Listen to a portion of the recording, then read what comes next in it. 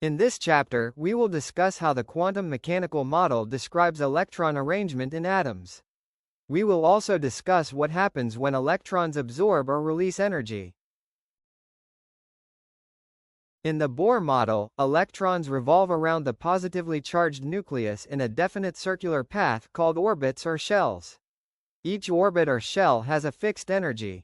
A change in orbit occurs when an electron absorbs or releases energy.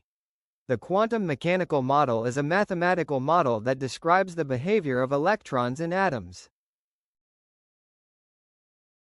The energy levels in atoms have unequal spacing like the rungs in this unusual ladder. The fixed energies that an electron can have are called energy levels. A quantum of energy is the amount of energy needed to move an electron from one energy level to another energy level.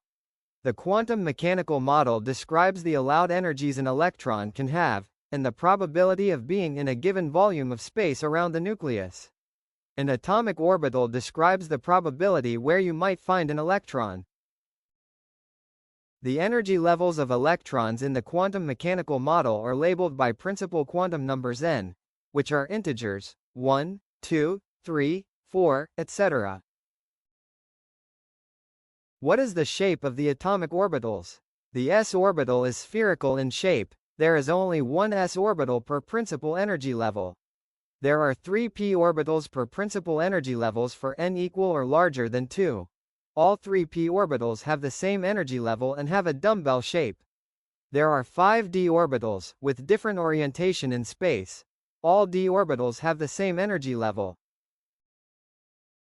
An electron has 4 different quantum numbers, and no electron has the same set of quantum numbers. The principal quantum number has symbol n. The other quantum numbers are given for information only. It's important to know that any orbital can only have maximum 2 electrons. If there are 2 electrons in the same orbital, then their spin quantum number must be different. In this table, the principal energy levels and its sublevels are shown. The principal quantum number n also identifies the number of sublevels. For principal energy level 1, there is only one sublevel, which is the 1s orbital. For principal energy level 2, there are 2 sublevels, which are 2s and 2p. Remember, there are 3 different p orbitals. For principal energy level 3, there are 3 sublevels, which are 3s, 3p, and 3d. There are 5 different d orbitals. For principal energy level 4, there are 4 sublevels, which are 4s, 4p, 4d, and 4f. There can be maximum 2 electrons per orbital. The maximum number of electrons per principal energy level is shown in the last column. In an atom, electrons and the nucleus interact to make the most stable arrangement possible.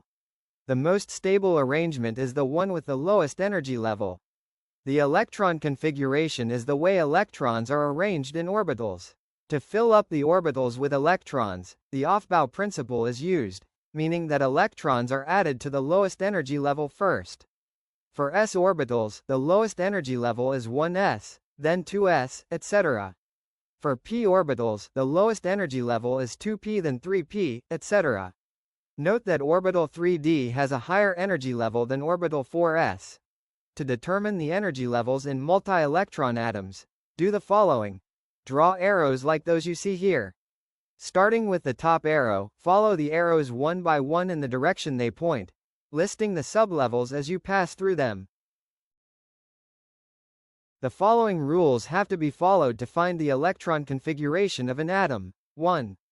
The Pauli exclusion principle, maximum 2 electrons per orbital, and 2 electrons in the same orbital must have an opposite spin. Spin is a quantum mechanical property of electrons. 2. Hund's rule. The number of electrons with the same spin is as large as possible in orbitals of the same energy level. Look at the electron configurations of some of the elements. First we fill up the 1s orbital, then the 2s orbital. The next energy level is the 2p orbital. Nitrogen has 3 electrons in the p orbitals, 1 electron for each p orbital in accordance with Hund's rule. The last column shows the electron configurations. You indicate the number of electrons in each sublevel with a superscript. Let's first discuss the nature of light. Light is electromagnetic radiation. Its wave properties can be characterized by the amplitude and wavelength. Amplitude is the height of a wave from zero to the crest. Wavelength is the distance between crests of a wave.